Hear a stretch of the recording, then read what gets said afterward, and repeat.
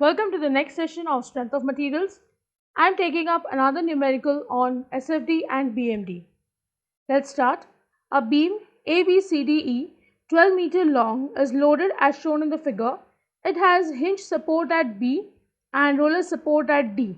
Plot SFD and BMD. So I'll first draw the FBD of this load diagram that is given to me. I have already drawn the projection lines like the previous numerical. So I'll start with the FBD.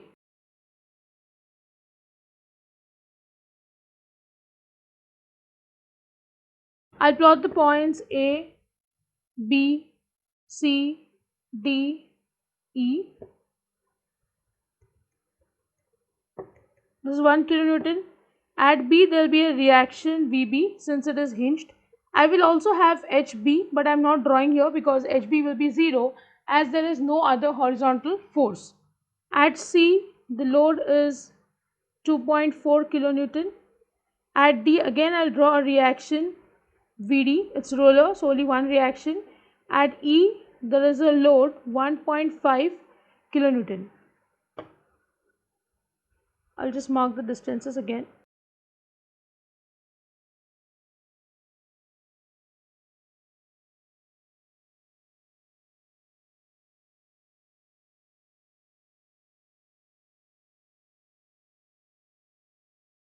So this is my FBD. I'll start with calculating the values of VB and VD. I'll start with summation of force in y direction is equal to 0. Upward force will be considered as positive. 1 is going downward, so I have -1. VB going upward, so positive. 2.4 downwards, VD positive upwards, minus 1.5 is equal to 0.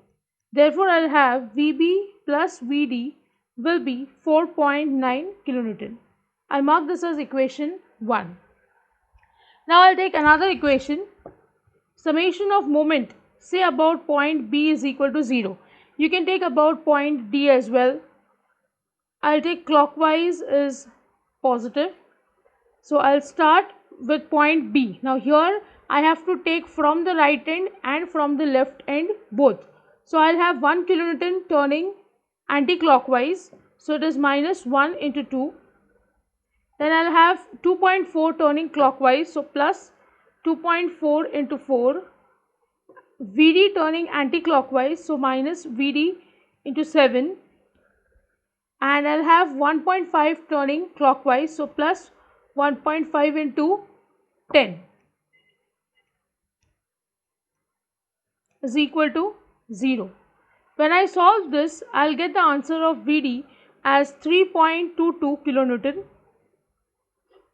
When I substitute VD in this equation 1, I will get the answer of VB as 1.68 kilonewton.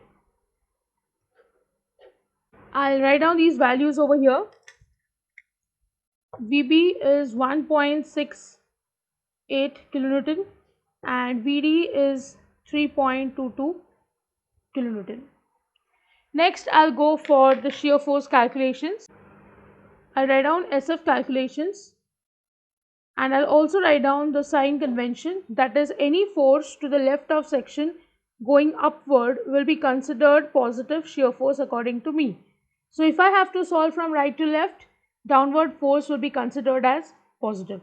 Now currently I am going to use only this much portion of the sign convention because I am going to walk from A to E. So I'll start with point A. At A there is a shear force, so I'll have to take left and right both. Same for B, C, D and E. In this problem, at every point there is a shear force. So I'll start with shear force to the left of A. When I stand at A, looking to the left, there is no force. So shear force to the left of A is 0. For calculating shear force to the right of A, I'll have to stand little ahead of A. So when I stand here and I look to the left, I see 1 kilonewton downwards. So I will write down shear force to the right of A is -1 kilonewton. Next, I'll calculate shear force to the left of B. When I stand at B and I look to the left, I will see it is 1 kilonewton only and downward, so I'll write down -1 kilonewton. You can observe over here that shear force to the right of A is equal to the shear force to the left of B. Now this is possible when you have shear forces at every point. So you will see that whatever value is applicable to the right of A and to the left of B is going to be same, because if you observe, right of A the section is here, left of B the section is somewhere here or at B. So at between these two portions, since there is no other load, so this value doesn't change. So if you want, you can write them together as well, which I'll do for the next point onwards. I'll go to the right of B portion. When I'm standing to the right of B, VB becomes very clear to me and it is going upward. So I'll write down shear force to the right of B is equal to -1 plus 1.68. So I'll get the answer as 0.68 kilonewton. Next I'll go to the point C.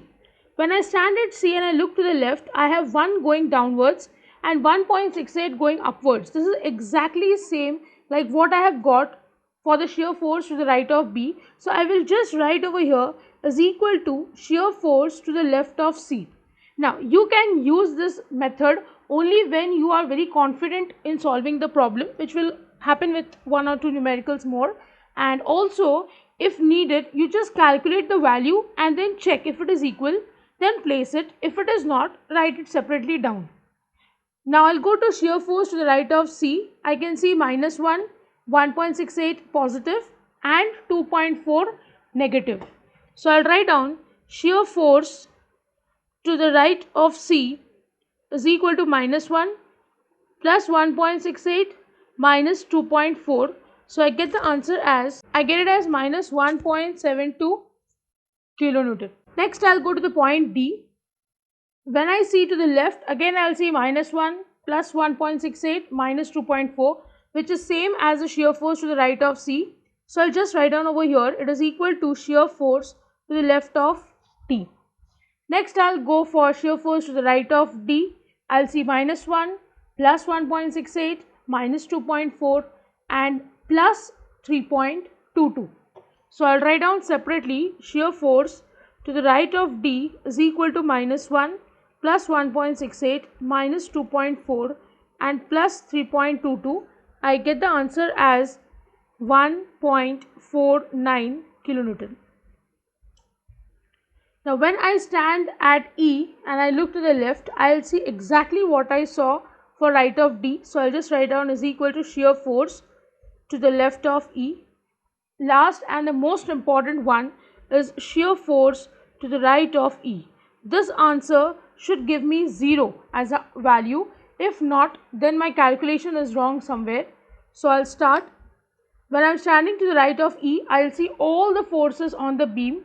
So I have -1 plus 1.68 minus 2.4 plus 3.22 minus 1.5. So I'll get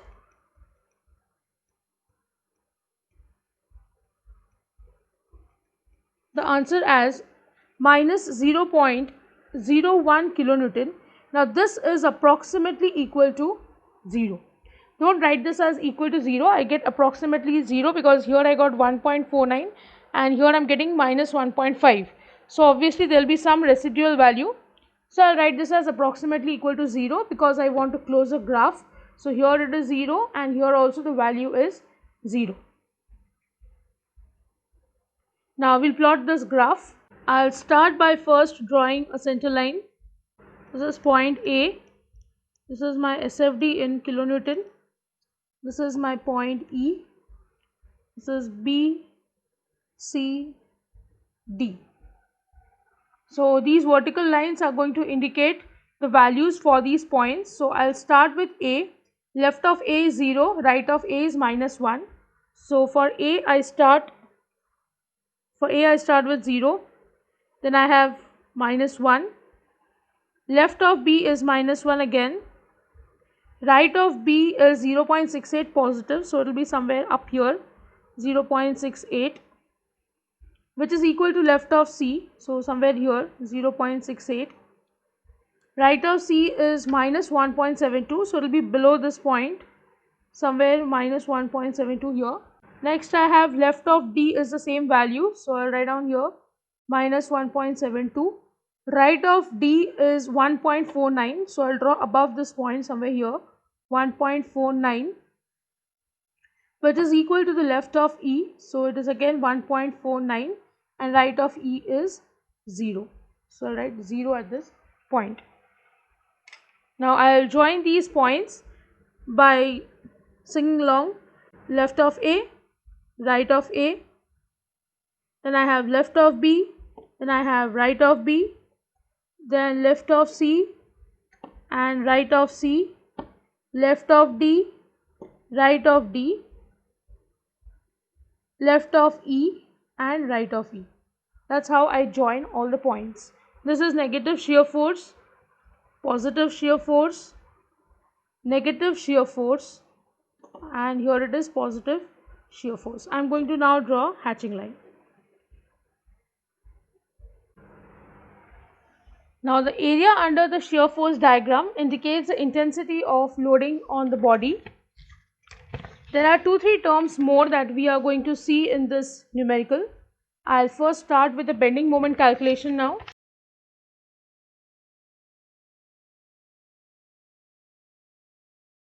I'll write down the sign convention. Any moment to the left of section going clockwise will be positive bending moment, and if I look at the section by walking from right to left, then anti-clockwise will be positive. Now currently I am using only this much portion of sign convention. So I'll start with point A, but if you observe here, everywhere I'll be calculating the bending moment only once, because at no point on the beam there is a bending moment. So I will start with A, bending moment at A. Now when I calculate bending moment at A, I'll stand at A and I cannot see anything to the left, so obviously bending moment at A is 0. When I go to the point B, I can see this 1 kilonewton turning anti-clockwise towards B, so I'll write down bending moment at B is minus 1 into 2. So I get the answer as minus 2 kilonewton meter. Next I'll go for bending moment at point C. When I stand at C, I can see that minus 1 kilonewton will turn by 6 distance because it is anti-clockwise, and VB will turn clockwise. So I'll have minus 1 into 6 and I'll have plus 1.68 into 4. I get the answer as 0.68 kilonewton meter. Next I go for point D. 1 into 9, VB will go clockwise again and 2.4 will turn anti-clockwise. So I'll write down bending moment at D is minus 1 into 9 plus 1.68 into 7, and I'll have minus 2.4 into 3. I get the answer as minus 4.51 kilonewton meter. Next I'll calculate bending moment at point E. This is another crucial one, because for bending moment at E I should get the value as 0, only then my answers are correct. So I'll start with my 1 turning by a distance of 12, so minus 1 into 12 plus 1.68 into 10, this is minus 2.4 into 6, and I'll have plus 3.22 into 3. So when I solve this, I get the answer as minus 0.014 kilonewton meter. Now this value is very small, so I will approximate this value to 0. My value calculation starts with 0, ends with 0. My answers are correct. So now I will go for drawing the bending moment diagram. First I am going to just analyze these values, because if you observe, I am drawing the entire thing on one page, which means I have to be very accurate with my dimensioning. Only then I'll be able to fix up everything in one page. So I'll just observe these values. I'll see minus 2, minus 4.51 means there are more negative values, and there is only one positive value, 0.68. So I will be drawing the graph little towards the upper side of the page. So I'll draw something at this height. I'll write down here it is bending moment diagram in kilonewton meter. A, B, C, D and E. I start with A, which is 0. Point B is -2. Point C is 0.68. Point D is showing -4.51 and E is 0. So I will just join these lines now.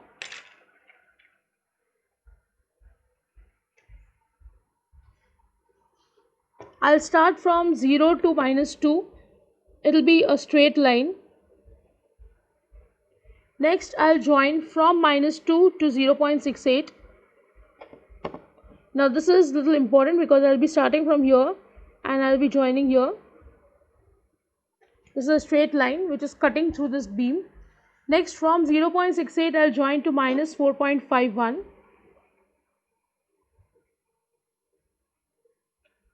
And last I'll be joining this point to 0.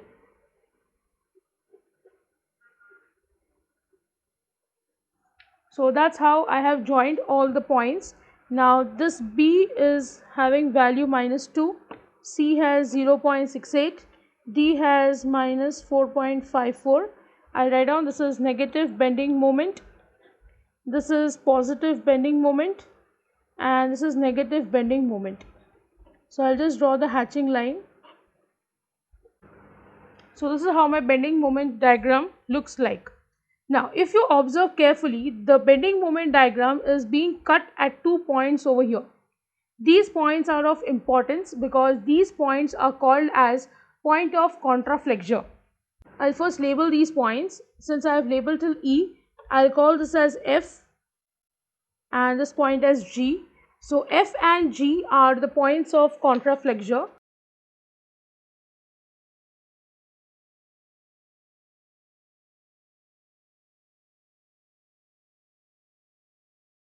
These are called as contraflexure points because at this point or at these points my bending moment will be equal to 0. So this is very important for us and we need to calculate the distance of F and G from any one end of the beam. Either you can calculate from A to F, A to G or F, E, G, E. I will be calculating from the end A. So now I'll calculate the distance of F and G. First I'll be labeling this triangle. If you see it is CF, I'll label till G. I'll call this point as H. So I have triangle CFH and this will be CGH if required.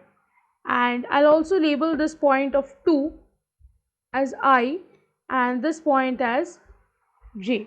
Now if you observe the triangle BIF, BIF is one triangle and I have triangle HCF.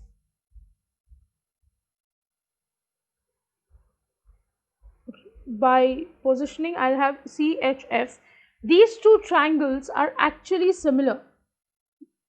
Now how do I say they are similar? If you observe B and H, these are 90 degree, so they are equal.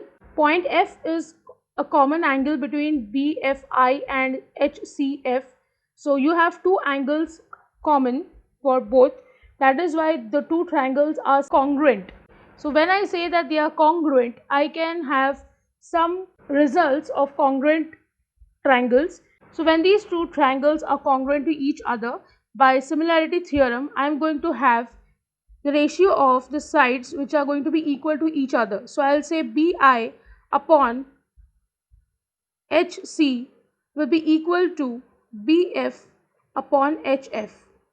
Now if you observe BI, the value is 2. I'm not going to take the sign.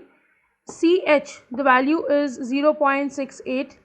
The value of BF is not known to me and the value of HF is also not known to me.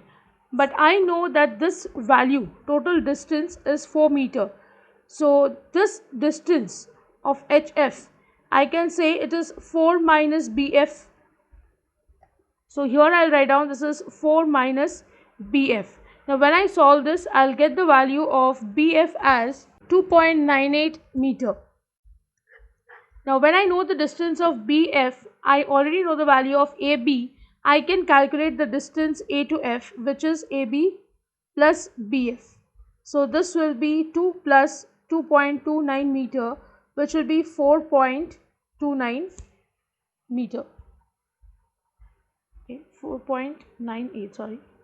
This is 4.98 meter. So this is the first distance calculation. Next, I am going to use the same principle. So here I am going to write down by similarity of triangles. Here I am going to take this triangle CHG and another triangle will be JDG. If you see JDG, again I am going to use the same principle. So here I know CH divided by JD equal to CG upon DG. Now here this distance is known to me. This distance is total 3 meters. Now if this distance is CG, obviously this distance will be 3 minus CG. So I can calculate CG then. So CH is 0.68, JD is 4.51, CG I do not know, and GD will be 3 minus CG. So when I solve this, I get the answer of CG as 0.39 meter. So therefore AG, the distance is going to be A to C plus C to G. Now A to C, this distance is 4 plus 2, 6 meters. So 6 plus 0.39, which becomes 6.39 meter, which is the position of G from the end A. Now there is one more point I want to mention here, that the area under the bending moment diagram always indicates the intensity of shear force on the beam. So it is just 1 degree less that you come to know. If you remember the derivation that we have done, that W is equal to dF by dx and F is equal to dm by dx, which means the intensity of loading is the rate of change of shear force on the body, and the shear force is negative rate of change of bending moment on the body. So accordingly here also you get the same meaning for the area under the graph. So with this I end the session. I hope you have understood the numerical. If you have any doubts or if you want me to solve any numerical, write to me in the comment section. I'll see you in the next session. Thank you.